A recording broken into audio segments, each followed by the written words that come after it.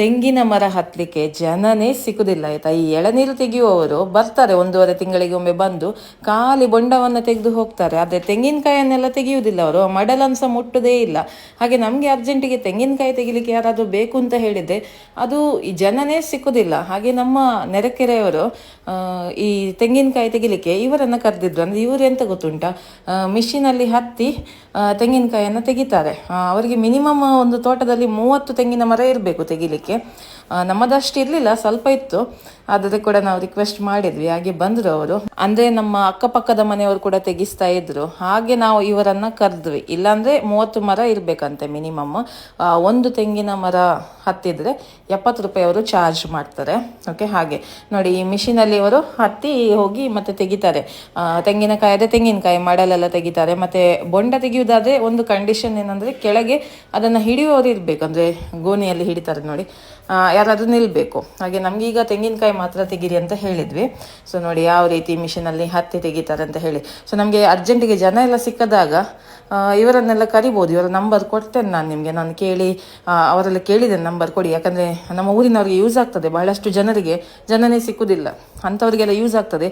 ಇವರಿಗೆ ಫೋನ್ ಮಾಡಿ ಕರೆಸಿದ್ರೆ ಆಯಿತು, ನಿಮ್ಮದೊಂದು ಏರಿಯಾದಲ್ಲಿ ಒಂದು ಅಕ್ಕಪಕ್ಕದ ಮನೆಯವ್ರದ್ದೆಲ್ಲ ಒಟ್ಟಿಗೆ ತೆಗಿಲಿಕ್ಕಿದ್ರೆ ಒಟ್ಟಿಗೆ ಕದ್ದು ತೆಗಿಬೋದಲ್ಲ ಅಂತ. ಯೂಸ್ ಆಗ್ತದೆ, ಒಳ್ಳೆ ಯೂಸ್ ಆಗ್ತದೆ ನೋಡಿ. ಈ ಮಿಷಿನಿಗೆ ನಾನು ಕೇಳ್ತಾ ಇದ್ದೆ 1 ಲಕ್ಷ ಚಿಲ್ಲರೆ ಆಗ್ತದಂತೆ ಈ ಮಿಷಿನಿಗೆ. ಹಾಗೆ ಅವರು ಈ ಮಿಷಿನನ್ನು ಪರ್ಚೇಸ್ ಮಾಡಿದ್ದಾರೆ. ಅವರು ಮಾಡಿ ಈ ಥರ ಒಂದು ಕೆಲಸವನ್ನು ಮಾಡ್ತಾ ಇದ್ದಾರೆ. ನಮ್ಮ ಮಂಗಳೂರಿನವರೇ ಇವರು ಕೂಡ.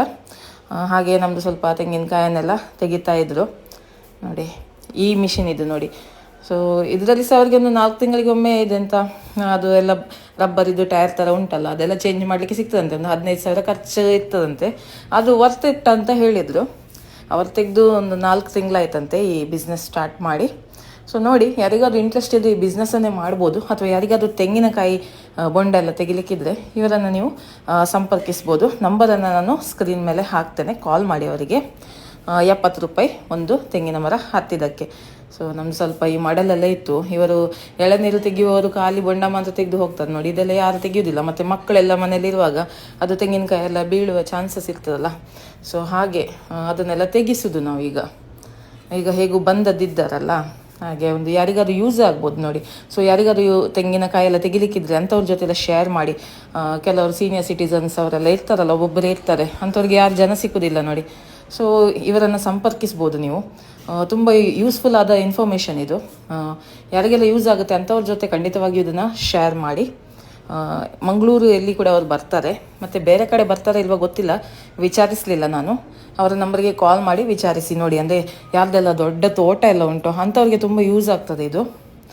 ಇವರಿಗೆ ಸಹ ಒಂದು ಹೆಲ್ಪ್ ಆಗ್ತದೆ, ನಿಮಗೆ ಸಹ ಒಂದು ಹೆಲ್ಪ್ ಆಗ್ತದೆ. ಯಾರಿಗೆ ನೋಡಿ ಜನನೇ ಸಿಕ್ಕುದಿಲ್ಲ ಅಂಥವ್ರಿಗೆಲ್ಲ ಇದು ತುಂಬಾ ಯೂಸ್ ಆಗುತ್ತೆ. ಓಕೆ, ಬಾಯ್.